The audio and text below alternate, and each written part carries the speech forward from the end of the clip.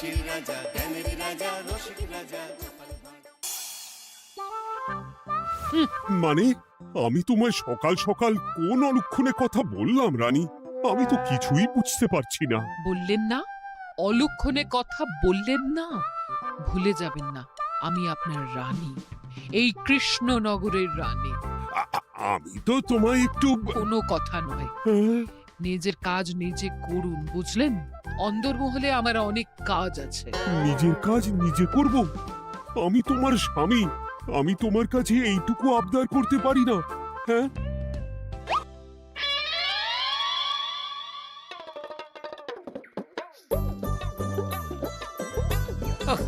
আজ গিন্নির সাথে বচসা করতে গিয়ে দেরি হয়ে গেল।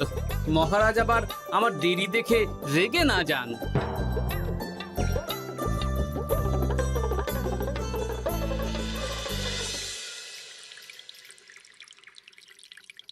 হ্যাঁ, তুমি কথাটা খুব একটা মন্দ বলনি মন্ত্রী। এতে রাজ্যবাসীরও উপকার হবে আর রাজকোষেরও খুব একটা চাপ পড়বে না। তাহলে মহারাজ সব ঘরে ঘরে এই বার্তা পৌঁছে দিই। কি এত বড় সাহস তোমার? আমার মুখে মুখে কথা বলছো? যাও, বেরিয়ে যাও বলছি আমার চোখের সামনে থেকে। তোমায় আর দেখতে চাই না। আমি আবার কি বললাম মহারাজ? কি বললে মানে? কি বলতে বাকি রাখলে শুনি? বলছিলাম কি, অপরাধ নেবেন না মহারাজ, সেনাপতি তো। চুপ, একদম চুপ। আমি মরছি নিজের জ্বালায় আর তুমি ওই ভুল ভাল বলে আমার মাথা বিগড়ে দিতে চাইছো? মহারাজ রেগে আগুন, এই ছিলেন ঠান্ডা, এই তো মুখে হাসি ছিল, এখন হাতে ডান্ডা। কি বললে কবি? তুমি আমায় অপমান করলে?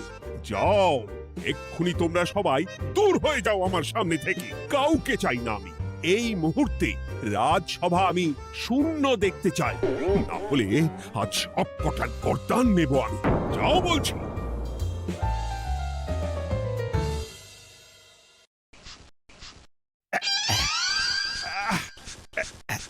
আহা, একটু শান্তি হলো। ভেবেছিলাম রাজসভায় করব তাই রে নাই রে, রাজা দিলেন ঘাড় ধাক্কা, এখন সবাই বাইরে। সে তো তোমার জন্য, তুমিই তো বেমক্কা একটা এমন কবিতা বললে। কেন এইভাবে চটছেন মন্ত্রী মশাই? দোষ তো আপনারও।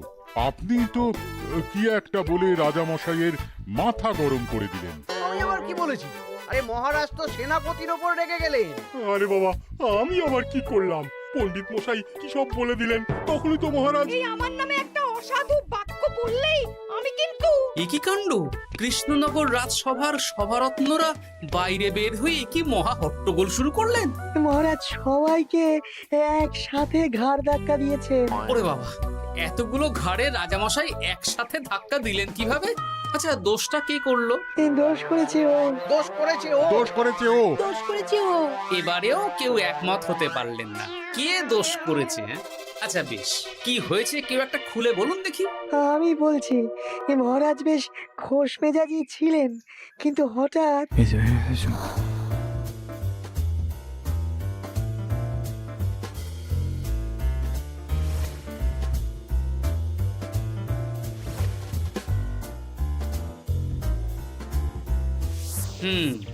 এই কাণ্ড! এ তো ভারী অদ্ভুত রোগ মনে হচ্ছে। মহারাজের আচমকা মাথায় রক্ত চড়ে গেল নাকি? হ্যাঁ, মহারাজ আপনাদের রাজসভায় ডেকেছেন। ওরে বাবা না, যাবো না গো আমি, আমার কাছে আমার প্রাণ সবচেয়ে দামি। আমিও যাব না, নির্ঘাত মহারাজ গর্দান নিতেই ডাকছেন। আমিও যাব না গোপাল, আমারও প্রাণের বড় মায়া। আচ্ছা, এটা কি কোনো কথা হলো? হ্যাঁ, প্রাণের মায়া কার নেই বলুন তো? আর মহারাজ যে গর্দান নিতেই ডাকছেন তার কি কোনো মানে আছে? অন্য কারণও তো হতে পারে। তুমি কি করে বুঝলে? হ্যাঁ, বুঝতে পারিনি, তবে আন্দাজ করেছি। তোমাদের কথাতেই শুনলাম মহারাজ খোশ মেজাজেই ছিলেন, সহসা রেগে গেছেন। আবার যে সহসা খোশ মেজাজেই ফেরেননি, তাই কি বলা যায়? এটা তুমি বলনি তো মন্দ। চলো সবে ফিরিয়ে আনি রাজসভার ছন্দ। আরে গোপাল, এসো এসো এসো। তা এত দেরি করলে কেন? বাকিরা কোথায়? তারা আসছেন মহারাজ। আপনি তাদের ডেকেছেন, তাদের ঘাড়ে কটা মাথা যে তারা আসবেন না। কিন্তু মহারাজ, আমি অন্য কথা ভাবছি। কি কথা গোপাল? আপনি নাকি সভায় আজ হঠাৎ সবার উপরে রেগে গিয়ে তাদের সভা থেকে বের করে দিয়েছেন মহারাজ। এ কি সত্যি মহারাজ? আরে না না গোপাল, মোটেও না। বলতে পারো আমি সবার সাথে একযোগে একটা রসিকতা করছিলাম। আমি দেখছিলাম সবাই আমার রসিকতা কেমন বুঝতে পারে। তাই নাকি? আসলে তুমি ছিলে না বলেই এরা কেউ আমার রসিকতা ধরতে পারেনি। এ কি সত্যি মহারাজ? আপনি সত্যি আমাদের উপর কোনো রাগ করেননি? হুম, এ কি, এই সব কিছুই আপনার রসিকতা ছিল? ও মা, তাই নাকি মহারাজ? এই যে আপনি শুনিয়ে দিলেন কথা কড়া কড়া, সবকিছুই ছিল আসলে নিছক মজা করা। আহ, আবার যত সব বাজে বকছো তোমরা। এত কথা কেন? তোমরা কেউ আসলে মহারাজ কৃষ্ণচন্দ্রের রাজসভার যোগ্য নও। যাও যাও, দূর হয়ে যাও। কিন্তু মহারাজ, এই যে আপনি বললেন। আহ, তুমি সবার আগে যাও তো। তুমি হলে সব নষ্টের গোড়া। যাও বলছি, আমার আর ভালো লাগছে না। যাও। জব বাবা।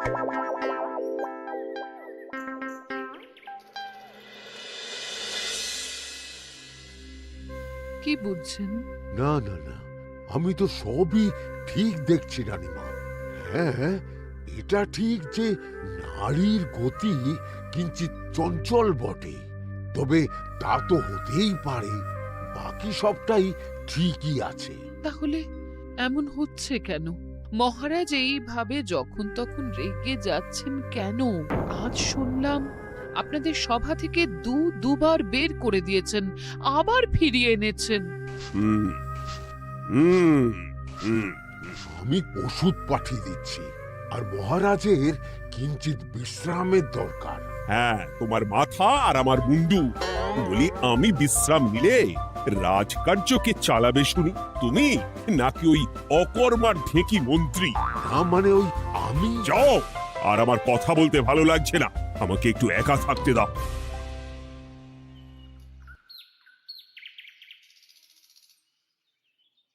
ব্যাপারটা কি বুঝলে গোপাল? রাজবৈদ্য তো মহারাজকে দেখতে রাজবাড়িতে গেছেন। কি মনে হয়? গতকালও আমি যখন বাগানে গেলাম,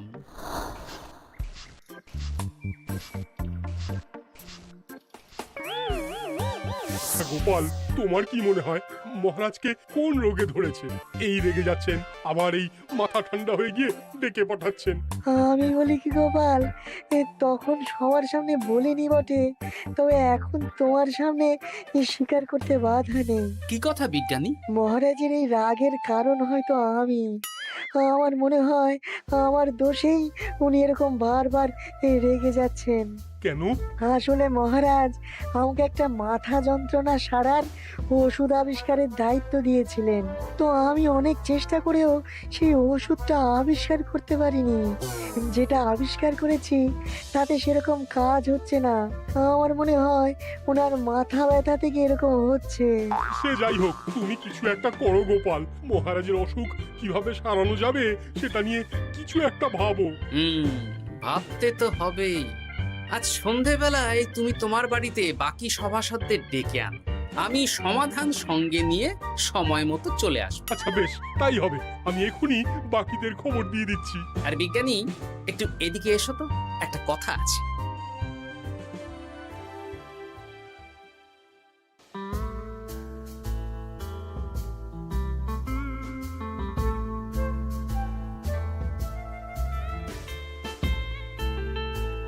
গো, বলি এইভাবে ঘুরলে কি মহারাজের ব্যামো সেরে যাবে? তা সারবে না। তার চেয়ে এক কাজ করি, কিছুটা আলু আর ছোলা সেদ্ধ করেছি, তার সাথে নুন, লঙ্কার গুঁড়ো আর লেবু দিয়ে মেখে আলু কাবলি বানিয়ে দিই, কি বলো? হ্যাঁ, দাও দাও দাও, মন্দ হয় না। মহারাজের মন উচ্চাটন। তার কি কারণ? মাঝে মাঝে আসছেন আর মহারাজ রেগে আগুন হয়ে যাচ্ছেন, আবার যেই সে ব্যামো ঠিক হয়ে যাচ্ছে মহারাজ সেই আগের মতন। তার উপর আবার সভাসদেরা মনে করছে তাদেরও কোনো দোষ আছে। তাহলে দুয়ে দুয়ে চার করতে হবে, কিন্তু কিভাবে কিভাবে কিভাবে? এই নাও। আলু কাবলি খেয়ে পেট ঠান্ডা করে নাও দেখি। হ্যাঁ, বেশ কিছুদিন আগে বিজ্ঞানী লেবুর রসের জাদুর কথাই তো বলছিল। আচ্ছা গিন্নি, তুমি তোমার বিয়ের সময় তোমার বাবার মুদির দোকানের একটা কাঠের ছোট বাক্স পেয়েছিলে না, যাতে শ্বশুর মশাই মোহর রাখতেন? উমা, সে বাক্স তো ঝুলকালি মেখে আছে গো, তা দিয়ে তোমার কি হবে? ঝুলকালি লেগেছে? বাবা বাবা বাবা, তাতে তো আমার কাজ আরো ভালো হবে। যাও যাও যাও, নিয়ে এসো দেখি। আমি ততক্ষণে বেশ খানিকটা অদৃশ্য কালি বানিয়ে ফেলি। না না, আমি তো বলছি মহারাজের কোনো রোগ নেই, সামান্য উদ্বেগ ছাড়া আর কোনো সমস্যাই নেই মহারাজের। তাহলে মহারাজ আমাদের এই তুর্কি নাচন কেন নাচাচ্ছেন শুনি, মস্করা করে? তাই তো উত্তর জানা চাই তো।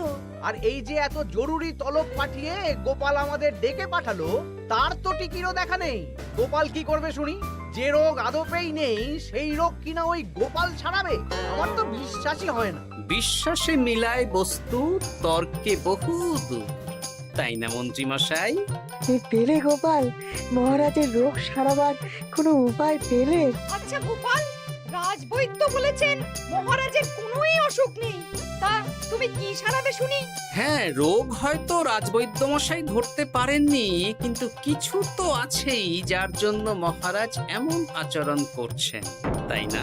তা তুমি বলো না মহারাজ এমন কেন করছেন, আর কি তার সমাধান? এক এক করে বলি। আমি ভেবে দেখলাম এর জন্য আমরাই দায়ী। বলো কি? আমরা সবাই কোনো না কোনো সময়ই মহারাজের রাগের কারণ হয়েছি, তাকে আঘাত দিয়েছি, বিষণ্ণ করেছি। ইচ্ছে করে করিনি হয়তো, কিন্তু করেছি। আর মহারাজ সেই সব কথা বুকে চাপা দিয়ে রেখেছেন। তুমি বলতে চাইছো অতীতে সেই সব ভুলের কারণেই মহারাজ এমন করছেন? আমার তো তাই মনে হয় সেনাপতি। আচ্ছা আচ্ছা, তর্কের খাতিরে যদি তাই ধরে নিই, তাহলে এখন আমাদের কি করণীয়?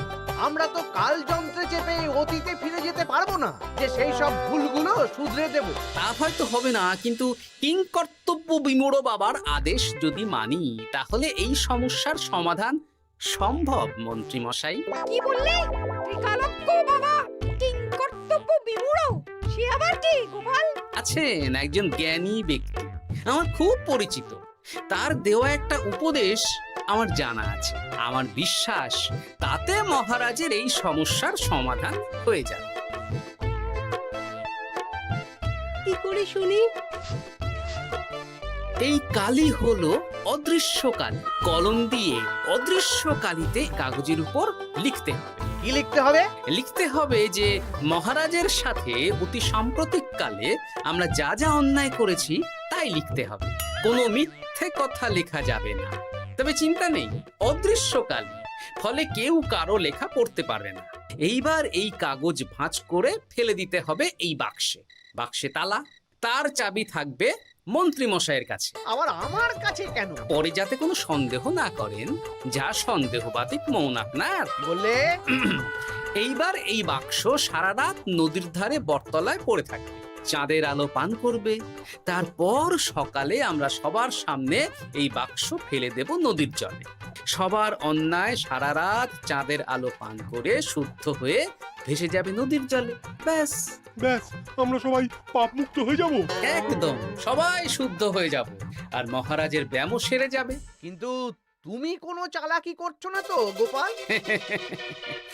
অদৃশ্য কালিতে লেখার সাথে আমি আর কোন চালাকি করব মন্ত্রী মশাই? দেখুন, আমি একটা কাগজে লিখছি। কি কিছু বোঝা যাচ্ছে?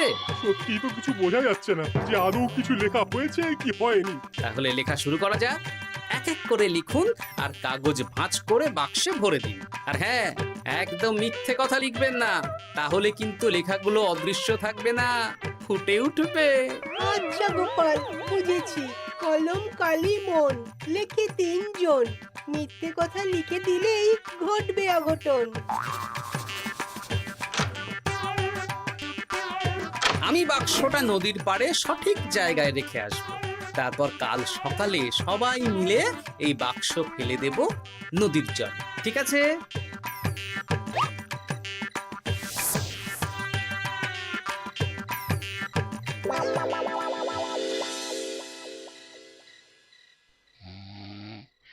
কথায় আছে, মনে যা আসে বলে যাও, ভুলেও লিখো না, তাহলেই বিপদে পড়বে। এদিকে কেমন সবাই নিজের নিজের দোষ লিখে বাক্সে ফেলে দিয়েছে। ভাগ্যিস আমি সবার লেখা কাগজগুলো রাতের অন্ধকারে বের করে আনলাম।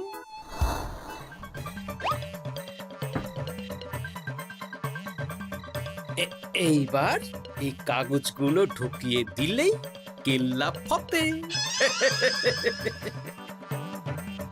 এখন সবার পাপের স্বীকারোক্তি আমার হাতের মুঠোয়।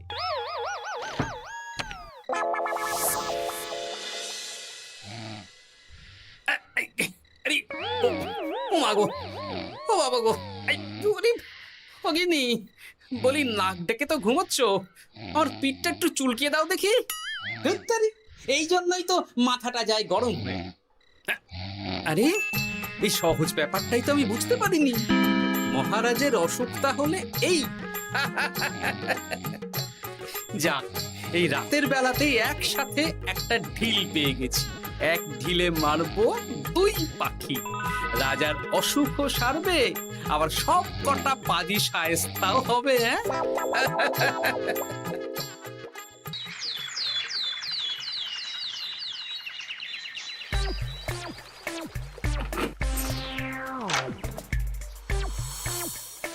কি এইবার শান্তি হয়েছে তো মন্ত্রী মশাই?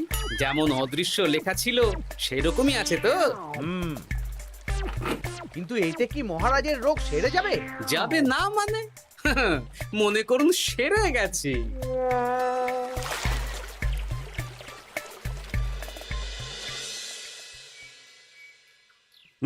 তাহলে আজকে সভার কাজ শুরু করা যাক। ক্ষমা করবেন মহারাজ, সবার কাজ শুরু করার আগে একটা দরকারি কাজ আগে করা দরকার। না হলে আবার কখন আপনি আমাদের কারো উপর রেগে যাবেন আর আমাদের সভা থেকে তাড়িয়ে দেবেন, তার তো ঠিক নেই, তাই না? আহ গোপাল, আর বিরক্ত করো না। আমার এত সাহস নেই মহারাজ যে আমি আপনাকে বিরক্ত করব। আমি তো জানি নিজের পিঠ যখন নিজে চুলকোনো যায় না, আর কেউ থাকে না সেই পিঠ চুলকিয়ে দেবার মতো, তখন কিরকম বিরক্তি জেগে ওঠে, তাই না মহারাজ? এ কি গোপাল, তুমি এত কিছু কি করে জানো? জানাই তো আমার কাজ মহারাজ। আর এও জানি যে আপনার এই বিরক্তির পেছনে সভাসদগণের ভূমিকা ঠিক কি। তার মধ্যে তুমিও আছো গোপাল, তাই না? আছি, পুরো মাত্রায় আছি মহারাজ। তবে হ্যাঁ, আমি কিন্তু তাই বলে রাজকোষের হিসেবে গোলমাল করে মহারাজের কোপের কারণ হইনি মন্ত্রী মশাই। এটা কি গোপাল আন্দাজে বলছে? না হলে কাল অদৃশ্য কালিতে আমি কি লিখেছি সেটা জানলো কি করে? এই, আমি যা লিখেছি সেটাও কি গোপাল পড়ে ফেলেছে নাকি? যাকে পড়লেই বাকি, সব লেখা তো ওই নদীর জলে ভেসে গেছে। আমি যে লিখেছি তার প্রমাণ কি? তবে আর চিন্তা নেই মহারাজ, সমস্যার সমাধান হয়ে গেছে। এখন থেকে আপনি যতক্ষণ রাজসভায় থাকবেন, প্রথমে মন্ত্রী মশাই, তারপর পণ্ডিত মশাই, আর তারপর রাজবৈদ্য পালা করে আপনার পিঠ চুলকে দেবে। কেন আমি কেন চুলকে দেবো? না দিলে যে আপনার কপালে অনেক বড় শাস্তি ঝুলছে মন্ত্রী মশাই। রাজকোষে যে জালিয়াতি আপনি করেছেন তার স্বীকারোক্তি আমি হাজির করব যে মহারাজের সামনে।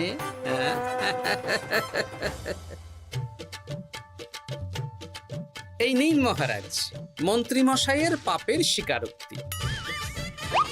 আপনি আগে মন্ত্রী মশাইয়ের লেখাটা পড়ুন, তারপর একে একে সকলের স্বীকারোক্তি দিচ্ছি। এ কি মন্ত্রী, তুমি রাজকোষ থেকে 500 মোহর চুরি করেছো, আর তার বদলে সেই হিসেব তুমি পুকুর পাড় বাঁধানোর খরচ হিসেবে দেখিয়েছো।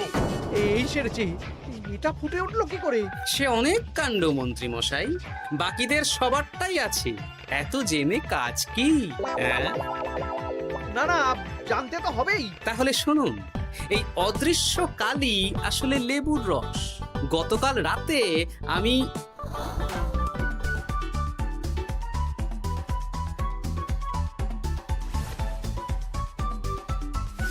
এবার লেবুর রসে অদৃশ্য লেখা কেন বা কিভাবে ফুটে উঠলো সেটা বিজ্ঞানী বোঝাবে। লেবুর রসে লেখা আগুনের তাপে ধরলে ফুটে ওঠে, কারণ লেবুর রসে থাকা অম্ল কাগজের সাথে থাকা শ্বেতসারের সাথে বিক্রিয়া করে এবং তাপ পেলে সেই বিক্রিয়া দ্রুত হয়ে কাগজের শ্বেতসার রাসায়নিকভাবে পরিবর্তিত হয়ে গাঢ় রং ধারণ করে। অনেক দিন আগে বিজ্ঞানীর কাছে ব্যাপারটা জেনেছিলাম, আজ কাজে করে দেখালাম। এবার মন্ত্রীমশাই দেখুন, মহারাজের সেবা করা ভালো না তার বদলে চাবুক খাওয়া ভালো।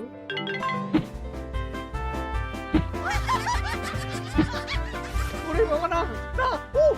আগে যেমন বুনো ওল তেমনই তো বাঘা তেঁতুল হবে মন্ত্রীমশাই।